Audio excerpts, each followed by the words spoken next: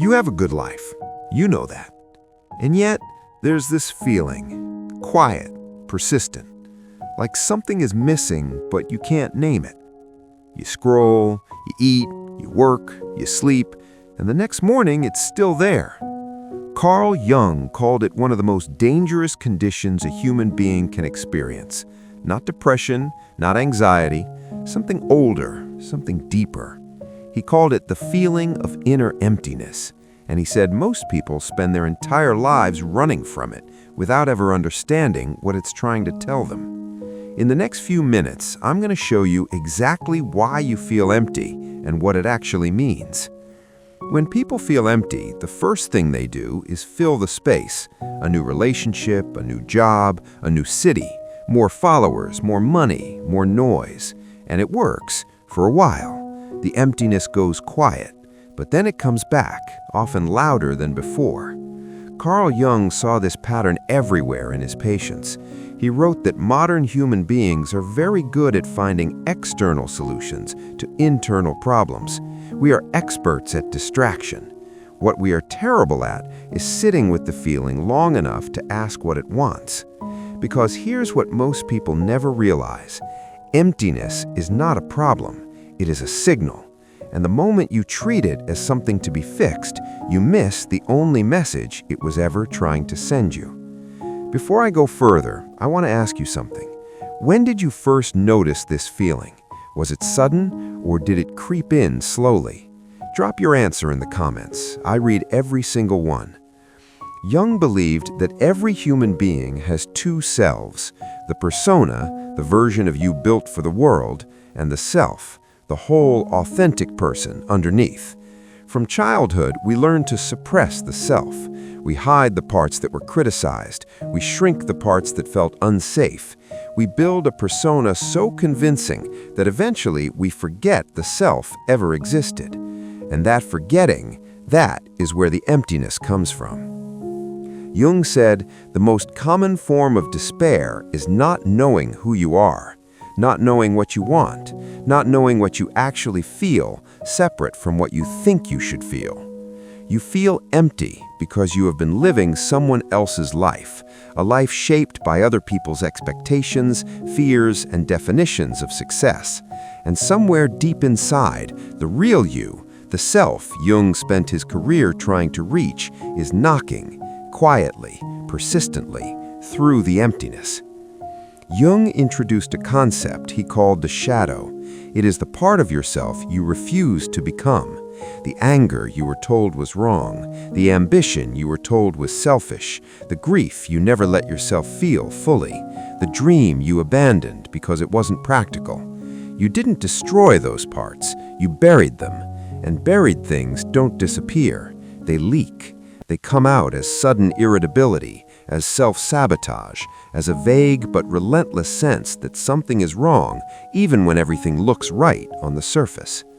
The emptiness you feel, a significant part of it, is the weight of everything you refuse to carry consciously, your unlived life pressing against the inside of your chest. Jung believed that integrating the shadow, actually looking at what you buried and making peace with it, was the single most important act of psychological growth a person could undertake. He called it individuation, becoming whole. If you've ever felt this, if you recognize that weight, that buried version of yourself, type one word in the comments right now, shadow. That's it, just that word. I want to see how many of us are carrying this. So what does Jung say you should actually do? First, stop running. Not dramatic confrontation. Just stop filling every quiet moment with noise. Give the emptiness space to speak. Sit with it for 5 minutes without your phone. Ask, what is this feeling pointing to? What have I been avoiding? Second, follow what genuinely moves you. Not what impresses people, not what makes logical sense, what actually lights something up inside you, even if it's small, even if it's inconvenient, even if it makes no rational sense in the context of your life right now.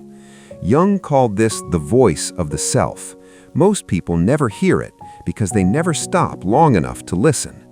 Third, and this is the hardest one, make contact with what you buried. Not all at once, but gradually. The grief you never finished, the version of you that wanted something different, the apology you owe yourself for years spent performing instead of living. This is the process Jung called individuation. It is slow, it is uncomfortable, and according to every piece of psychological research done in the decades since Jung lived, it is the only thing that actually works. Here is what I want you to hear before we end. The fact that you feel empty is not evidence that something is broken in you. It is evidence that you are sensitive enough to notice when your life has drifted from who you actually are. Most people never notice. They go quiet in a different way. Numb, not empty. Emptiness still has a pulse. Jung said, the privilege of a lifetime is to become who you truly are.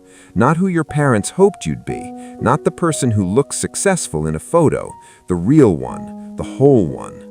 The emptiness is the invitation. It is uncomfortable precisely because it is real. And anything real, anything worth having, requires you to stay in the discomfort long enough to understand what it is asking of you. You are not broken. You are incomplete. And incomplete things can be finished. If this video reached you at the right moment, if something in it named what you've been feeling but couldn't say out loud, then I want you to know you are not alone in this. Millions of people are carrying exactly what you're carrying right now. Jung spent 60 years studying the human psyche, and his most repeated finding was simple. The people who found their way through, who felt whole, not just successful, were the ones who were willing to look inward when everything in them wanted to look away. That willingness is not a personality type. It is a choice, and you already made it by watching this far. If you want to keep going deeper, subscribe. I make videos like this every week. And if this video helped you in any way, share it with one person who needs to hear it. Sometimes we can't say what we feel, but we can send a link. One last thing, tell me in the comments, what is the one thing you've been running from? You don't have to share details, just name it, even one word. Sometimes naming it is the first step.